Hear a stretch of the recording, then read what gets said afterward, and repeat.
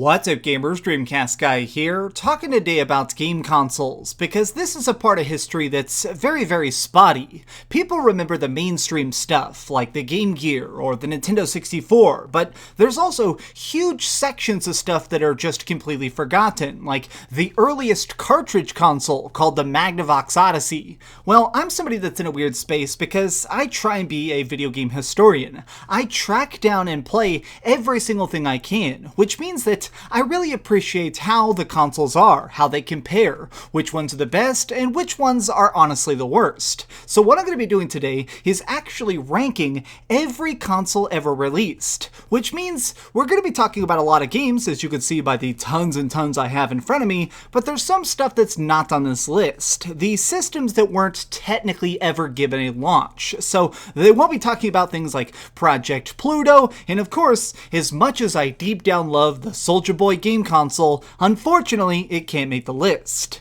Okay, now let's go through this generation by generation and see which ones are actually worth playing. Alright, so let's start off with, of course, one of the earliest gems of the Sega Genesis. I'm a little bit conflicted. I grew up with the Sega Genesis, and I really appreciate the fact that it had so many action-y games and good co-op experiences, but I definitely think that it lacks the RPGs that other systems had at the time. I'm still going to give it a big ol' A. I'm going to give it an A. Now, here's another system that actually was in my household as a kid, and I just never really fell in love with it, which is the TurboGrafx 16. Now, I'll fully admit that there's some gems on there. I like the pinball game, the racing stuff. It's decent, but it's still just one of those things of, it doesn't quite connect. I'm going to give this one a big ol' B. Now, for some reason on this list, there's a couple times where they've actually divided up the different consoles of different regions. And here we have an example of that, which is that there are two separate versions of the Super Nintendo. Here in America, we got the standard SNES, whereas in Japan, they got the Super Famicom. So first up is the Super Famicom. I actually own this, and I've played a lot of games on it. I like the design, it's very cool, and it definitely has way more RPGs. But I also think that there's more trash. Not overall, I'm just saying that there are some things on the Super Famicom that are awful, and I'm glad they didn't come to America. I'm going to give the Super Famicom an S, because I still think that it is just so groundbreaking in pixel art, in music, in chiptune, in having big RPGs. The Super Nintendo itself, okay, so this one's a little bit weirder. I do think that the Super Nintendo had less of the best games. It was missing stuff like Clock Tower. Some of the most groundbreaking experiences never came to America. But even still, I love it. I can't help it. The Super Nintendo is a freaking gem. It is something that absolutely everybody should play if you have not somehow. And also, how the hell have you not played a Super Nintendo? Okay, I want to actually jump over all these weird consoles for a second and talk about the PlayStation. The original PS1 is, in my opinion, definitely one of the biggest and most important systems ever made. Not just because it was disc technology that everybody jumped over to, but additionally, it had the best 3D graphics at the time. People were able to make full motion cutscenes, actual CD quality music. It was definitely that huge jump in the middle of a generation that a lot of us really were kind of stunned by. I mean, I'll honestly say the reason I'm a YouTuber today is because of playing Final Fantasy VII. When I first actually saw that, actual writing, crazy character deaths, explosive bad guys with mixed motivations, I knew that the PS1 is easily one of the best systems ever made, and that's why I gotta give it a big ol' S. Okay. These next couple systems, these ones right here, are probably ones you have never heard of, unless you're actually really into like video game history like I am. Okay, this first one is the Philips CDI. This actually cost hundreds of dollars and was a giant flop. It failed so bad. Actually tracking one of these consoles down now in working condition is nearly impossible. I'm giving it a D. I actually wish this had an F category because it deserves to be a lot lower. Again, this is the Sega Pippin. This was actually an edutainment machine created by Sega to try and, I think the idea behind it was to have younger gamers get invested in the Sega brand. It didn't really work, and now it's really only for collectors. I'm giving that one a D. Okay, there is some stuff on here that I don't really like, but there's only a couple games here that I despise, and one of them is definitely the 3DO interactive multiplayer. This thing is a train wreck. It actually kind of annoys me because I own one. I actually managed to track down this. It's actually one of the hardest systems to play currently, not just because it's rare, but because they broke so often. If you actually bought one of these like $600 machines, you could basically just flip a coin, and if it's on heads, it'll work, and if it's tails, congratulations, you are now broke. It did, okay, just giving it some credit, it did have a couple good versions of games. Things like Street Fighter and Road Rash did run good on it. I'm gonna give it a C. Okay, so this is where people may get a little bit mad. I'm not really an Atari fanboy. Just in general, I grew up playing Atari, each of the different generations of consoles, and as you can see, we have all the different Ataris here. I really didn't enjoy the Atari Jaguar. The idea behind it was that it was future tech. It was supposed to be 64-bit before anybody else was, but if you actually look at a Nintendo 64's graphics versus the stuff on an Atari Jaguar, it's pretty clear that this thing was just so poorly cobbled together, no game developer could actually utilize what was inside it. It's one of those things that people wrote about how tough it was to actually make a Jaguar game. I still think that a couple things like Aliens versus Predator, there's some stuff, or the Aliens game on there, Doom, where do I put it? I'm gonna give it a C. It tried. It legitimately tried. Okay, Sega freaking Saturn. Sometimes people ask me, what consoles do I think are the most underrated? Since I have thousands and thousands of games, a lot of times people ask me, which stuff did you actually enjoy collecting the most? And I gotta say that of all the things I've managed to track down, Sega Saturn games are genuinely some of my favorite. They're beautiful, honestly. They have some really cool stuff. There's some great RPGs, but more than all that, I actually think that the Sega Saturn was really trying something different. So I only actually own a couple Sega Saturn games, and what's cool is that a lot of these are great. Things like a Stall, like an artsy 2D platformer, Clockwork Knight, Resident Evil is like $80 to $100 now, Die Hard Arcade. A lot of these games are not only fun, they're not only gorgeous, but additionally, they are exclusives. There are so many exclusives here, like Panzer Dragoon and stuff, that you can only play Zwei on this system, which to me is a little bit of a shame because I really and genuinely love the Sega Saturn. I'm giving that one an S. Okay, now we're to a part of the history books, the Magnavox Odyssey. I talked about this during the intro. It's certainly groundbreaking, but the big issue I have with the Odyssey is that it's one of those consoles that practically doesn't have graphics. I mean, I could actually just show you screenshots instead of moving gameplay, and you could hardly tell the difference because it's just a pixelated mess. I respect the innovation, but the final product is just not worth playing. I'm gonna give it a C because it did change gaming. Okay. Oh god, this one is such a dud. Hey, did you know that actually Apple tried to make a system back in the day? The idea behind it was to try and compete with things like, well, obviously the Nintendo and stuff, and it didn't really work the way they intended. The Apple Pippin was only released in particular parts of the world, and it just flopped abysmally. I'm giving that one a D. Don't pick it up, don't even bother looking at it, it sucks. Now, for the Nintendo 64, come on. Everybody loves the Nintendo 64. It's the birthplace of things like, well, obviously we're getting Super Smash Bros., Super Mario 64. It's interesting because some of the first really polished 3D experiences came out on the Nintendo 64. It was during that time period when people were trying to figure out, how do I make games bigger in different ways? I'm giving that one an S. The Dreamcast. Where should I put the Dreamcast? Well, it's got tons of games. It's got online play, 4-player co-op, and a bunch of different stuff. I'm going to give it an S, obviously. I mean, come on. If I didn't give that an S, oh my gosh. The PlayStation 2. This is still the highest selling system ever. I think it has like 145 million consoles sold.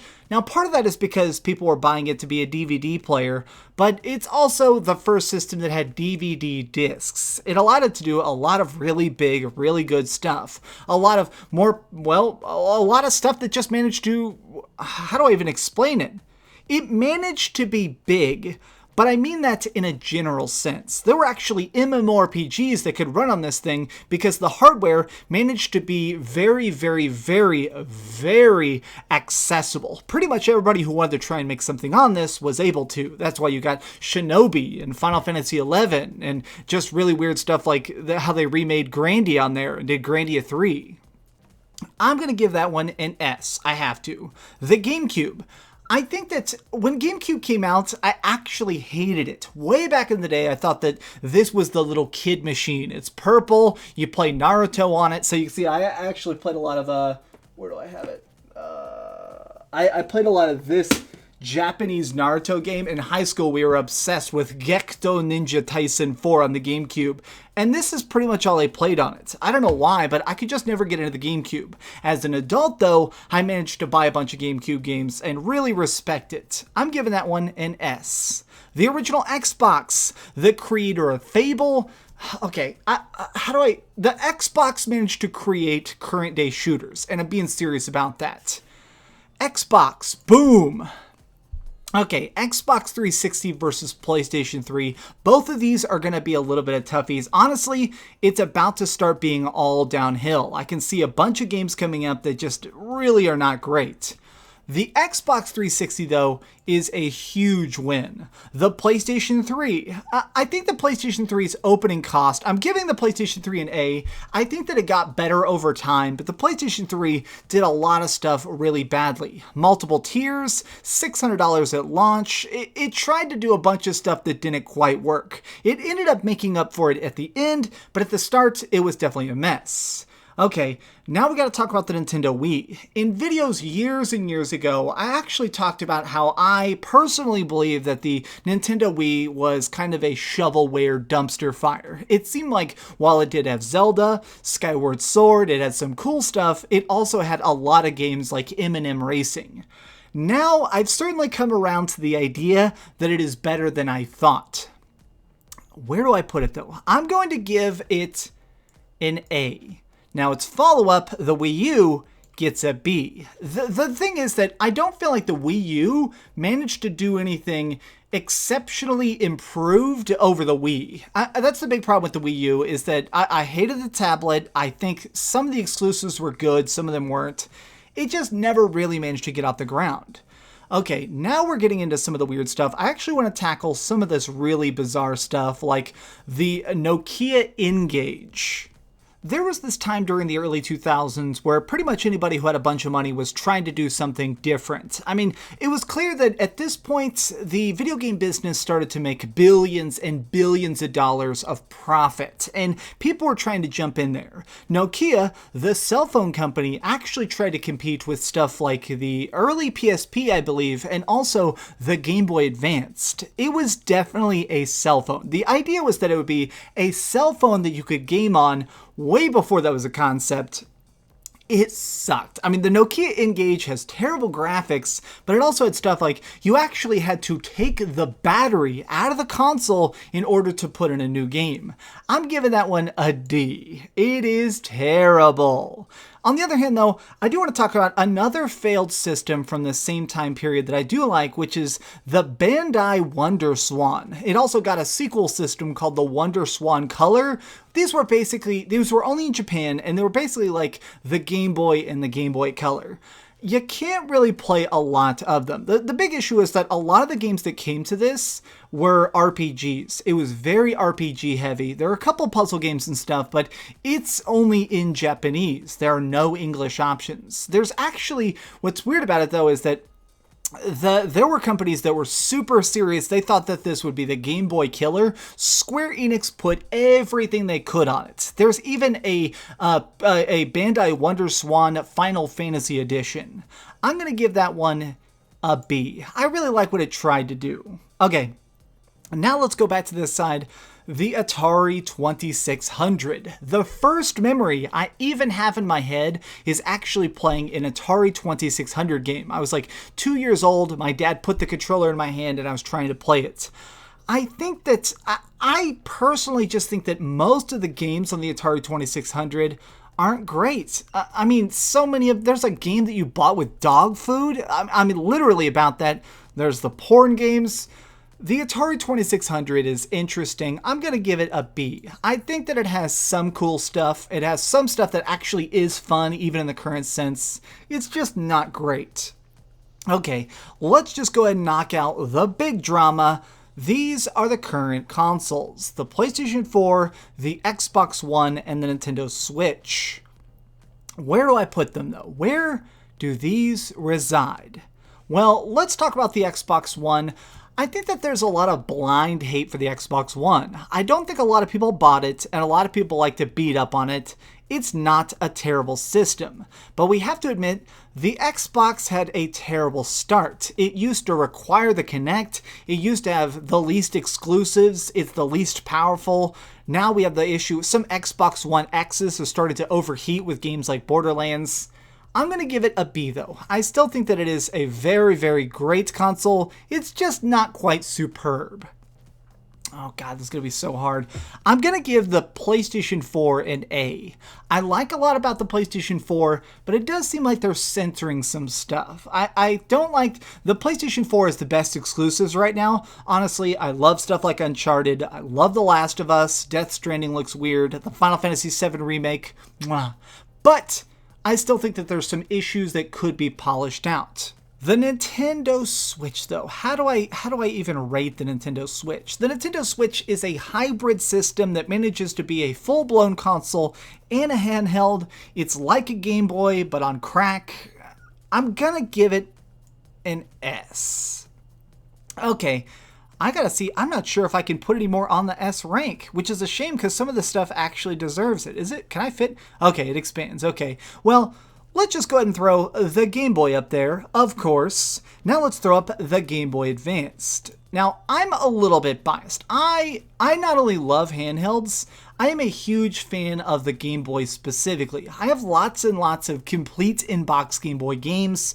One of my favorites Zelda games is Link's Awakening, and part of that is just because it's the Game Boy. But the Game Boy Advanced is where a lot of the concepts of the Game Boy actually got realized. A lot of the stuff on the Game Boy, it was basically a pocket Super Nintendo with so many exclusives. I'm still actually genuinely amazed that somebody managed to make the Game Boy Advanced just so freaking perfect. God, 15 years ago. Alright, now the Game Gear. I like the Game Gear. The Game Gear is fun to play with, but the battery lasts like 45 minutes. I'm going to give that one a B. Now, I grew up playing the Virtual Boy. The Virtual Boy is not good. The Virtual Boy actually damages your eyes. I do like Panic Bomber. I do like Wario Land. I do like Mario Tennis. It is a funny system, but it's literally unhealthy. As much fun as I have with it, I have to give it a D simply for health regulation reasons. Okay, this is the Neo Geo Pocket. The Neo Geo Pocket basically was just fighting games in Metal Slug. It was Neo Geo games in your pockets. I still dig it. I'm going to give that one a B. I like it. I wish the games weren't so expensive. Since it sold so badly, collectors really like to try and grab it now.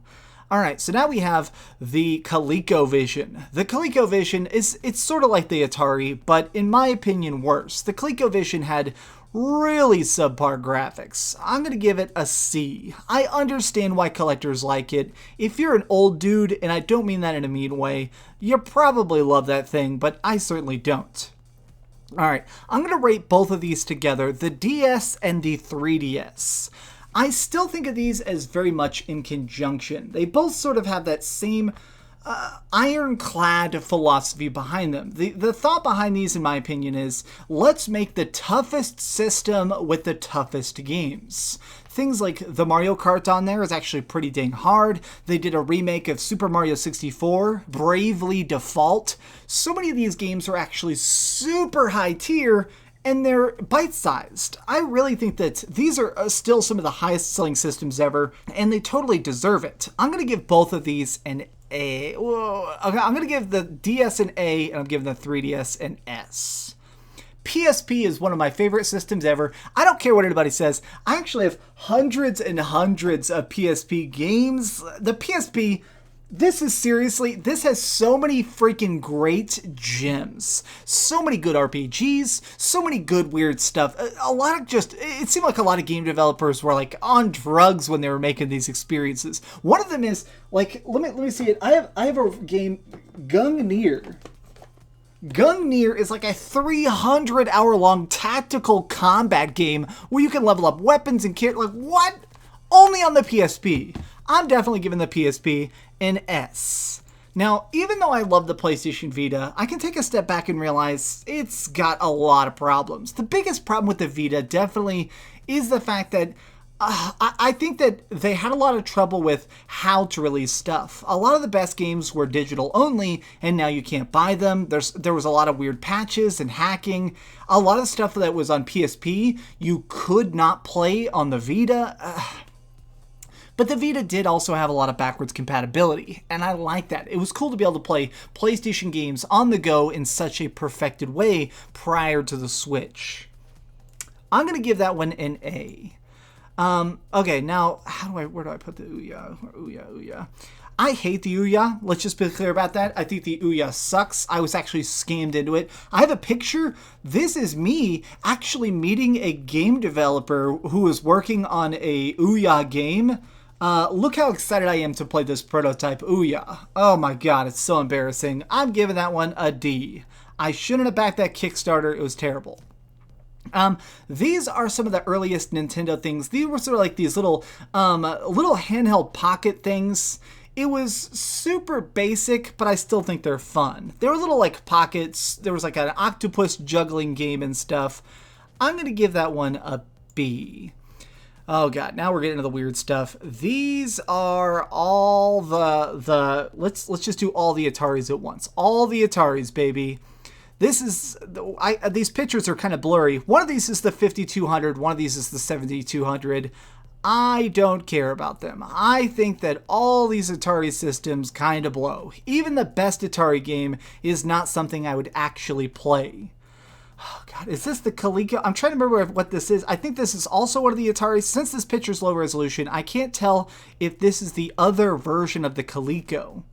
I think it is. I'm giving that one a C. Alright, now we're down to the final three. This is the Famicom, the NES, which is the Famicom in America, and the Master System. The Famicom in Japan was trying to be it was innovation for the sake of innovation. It actually could connect to the internet. You could actually order plane tickets and stuff through this system in 1984. Or I guess it wasn't even the internet. You connected it to a phone line. I'm going to give that one a B. I'm giving the original Nintendo an A, and I'm going to be giving...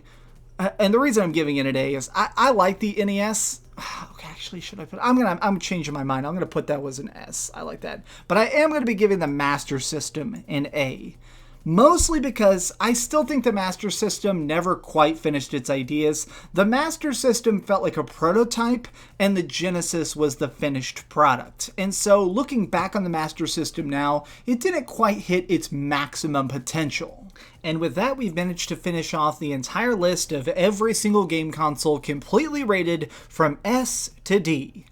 Oh my gosh, that was very long and honestly a total blast. Thanks so much for watching, gamers. I'm actually working on a very big Top 10 Thursday this week. It's going to be all about big game controversies. So get ready to dig into some juicy drama, crazy hashtags, and eccentric boycotts. Thanks so much for watching this video. Please give it a like, share with your friends, and subscribe if you haven't already. But do me the biggest favor of all and keep dreaming. Hey, I'm being really serious. If you enjoy these ranking videos, tell me what you want to see next. Your suggestions really get my brain going and really give me some bigger and better plans for what to do next. Thank you, thank you, thank you. Mwah, mwah, mwah. Alright, now I gotta go work on this big review for a game that honestly I'm not liking. Thanks so much for watching that video. If you want to see something else, you can always click this link to see what I put up last, or, subscribe and see what's coming up next. Also, I promise that whatever I do, it'll try not to suck.